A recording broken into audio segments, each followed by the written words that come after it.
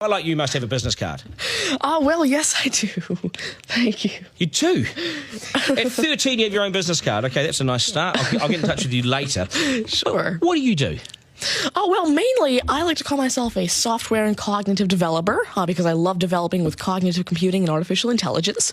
I am an algorithmist. I love working with, designing, and implementing algorithms. I'm a keynote and TEDx speaker. I'm an author. I've written a book, and I'm working on another one about IBM Watson. And, of course, I'm also an IBM champion for cloud and honorary IBM cloud advisor. Where did Hang I on go a second. wrong? Someone just get me a flannel countdown. Do you go to school? Well, I'm currently homeschooled in grade 8, going to grade 9 now. Wow. Okay, so your bright artificial intelligence, it's taking over the world. Is that fair to say? Well, you see, that's actually one thing that I believe a lot of people have, this sort of misconception that artificial intelligence is this technology that was made to replace humans at really everything we do, whether it be, our jobs or whatever we do at home every day. But really what I believe is that artificial intelligence was developed and is continuing to be developed for the sole purpose of really augmenting our life and amplifying our skills or capabilities and what we can do every day. But what about when the computers actually learn that they're better than us? Well, you see, that's sort of called a singularity of artificial intelligence, at which point artificial intelligence has surpassed human intelligence to the point that we cannot control it. But really what I believe at this point, artificial intelligence, I won't go into the details right now since we're limited on time, but the thing is right now, artificial intelligence itself as a technology is so foolable and so primitive that either A, we won't reach that singularity point, or B, if we do, it's a very long ways off. Do you understand that, Mark? No.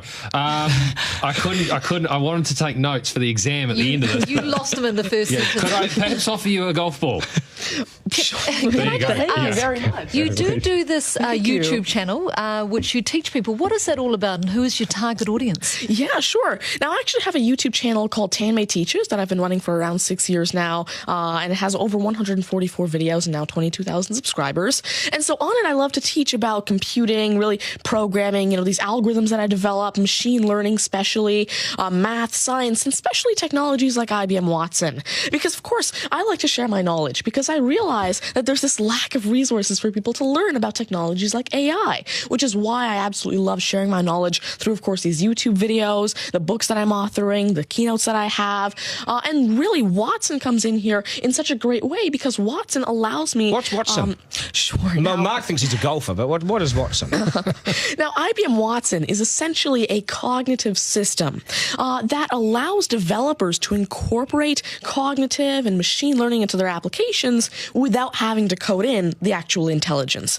And what this means is that, of course, right now, really one of the main reasons developers aren't incorporating more machine learning into their apps is because it's so hard to do. It's really difficult to incorporate intelligence because... Has the I'm going to take this somewhere else, this interview. Has the Homeschooling Association of the World got hold of you as the front person?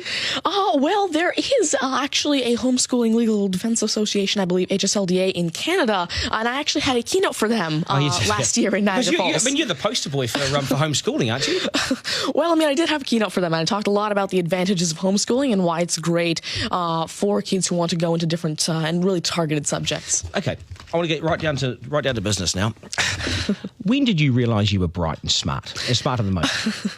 Well, I originally started coding when I was 5 with simple languages like Fox Pro and Batch. But eventually, at 9 years old, I had my very first iOS app accepted into the Apple App Store called T-Tables. But did your mum and dad do something to you between 0 and 5 that plug you into the wall? What did they do to you? At 5, you were Are you smarter than your mum and dad, by the way?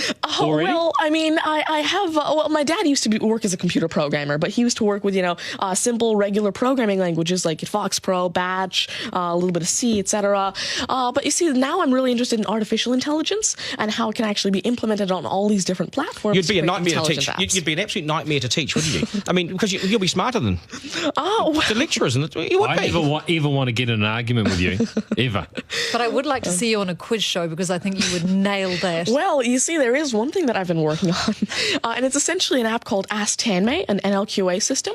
And so essentially, it's a system system that can take your natural language questions and answer them for you using Watson and artificial intelligence. And actually, the original reason why I made Ask Tanmay, there's an Indian version of the Who Wants to Be a Millionaire show called KBC, which I originally wanted Ask Tanmay to play. So that actually ties in quite a bit with what I wanted to do. It's nice to see you. Do you get because you're homeschooling? You wouldn't go to school dances and things like that, would you? School socials and things. Do you go well, I actually used to be regularly schooled until grade 6. Right. Then I became homeschooled, and so of course I still do have my This is friends still from a school. victory for public schools. Take that golf ball Yep. and bring it back to me when you've actually worked out a way in which it'll always go straight. Because I think you could do it. Technically, using a genetic algorithm or something. I knew there'd be an answer. Hey, it's brilliant to meet you. You're a complete inspiration. Thank you. And I hope my son was watching, a 7-year-old son. Message to Buster Garner, you got work to do, mate.